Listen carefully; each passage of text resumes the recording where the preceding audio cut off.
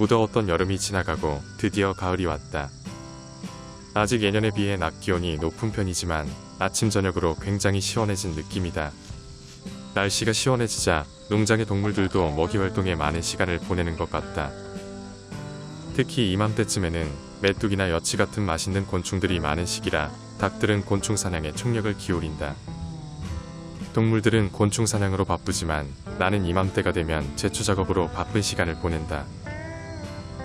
하지만 올해는 과거와 달리 좀 더 색다른 방법으로 제초 작업을 하기로 했다. 제초기를 사용하는 것이 아니라 나무 팔레트로 풀들을 바닥에 눕히는 작업을 하는 것이다.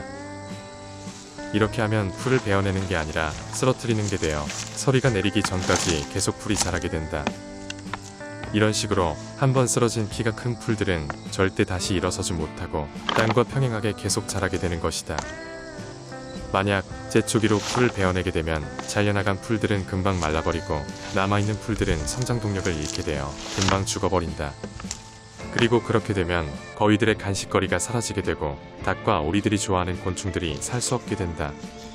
그렇다고 제초 작업을 하지 않고 계속 이 상태를 유지하게 되면 덩굴식물들이 나무를 감아버리게 되어 나무 성장에 지장을 준다. 결국 제초 작업을 하되 풀들을 베어내지 않고 쓰러뜨려 나무에게도 도움이 되고 생태계에도 영향이 적게 가는 방향으로 하기로 했다. 팔레트로 제초 작업을 하자 닭들은 풀벌레들을 잡아먹기 위해 내 주변을 따라다니기 시작했다. 팔레트가 풀들을 넘어뜨리는 과정에서 많은 수의 벌레들이 튀어나온다는 걸 닭들이 알게 된 것이다. 닭과 오리들을 키우면서 알게 된 것 중 하나는 녀석들은 사료보다 벌레를 훨씬 더 좋아한다는 사실이다. 아침에 닭장문을 열면 녀석들은 사료를 먹지 않고 풀이 많은 곳으로 뛰어가 벌레부터 잡아먹을 정도다. 녀석들은 그렇게 충분히 벌레를 잡아먹고 난 뒤 닭장으로 귀가해 천천히 아침 식사를 즐긴다. 녀석들이 이 정도로 벌레를 좋아하다 보니 나도 제초기로 풀을 베지 않고 팔레트로 쓰러뜨리는 게 낫겠다고 판단한 것이다. 물론 제초기로 할 때보다 힘은 더 들어가지만 작업 속도는 이게 조금 더 빠른 것 같다.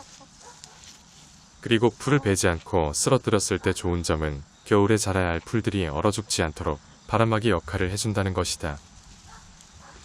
겨울철에 채소 공급이 쉽지 않은 상황에서 겨울풀들이 죽지 않고 잘 자라준다면 동물들에게 꼭 필요한 간식거리가 될 것이다.